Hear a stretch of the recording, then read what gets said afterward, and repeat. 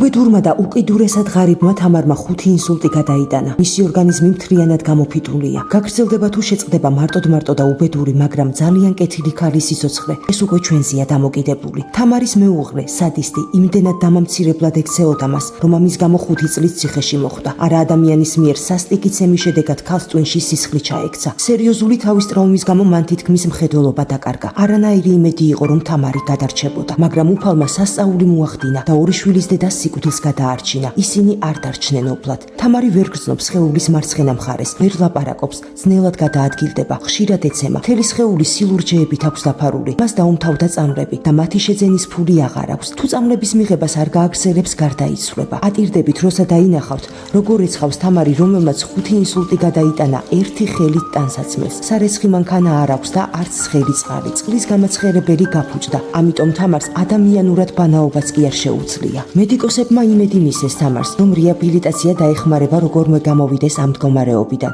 მაგრამ მას არ აქვს მკურნალობის ფული. ის შეზღუდული შესაძლებლობის პენსიით და სოციალური დახმარებით ცხოვრობს. დრო გადის და დაუყოვნებლივ უნდა ვიმოქმედოთ. წინააღმდეგ შემთხვევაში თამარს დავკარგავთ. იმისთვის რომ იცოცხლოს, თამარს თქვენი დახმარება სჭირდება.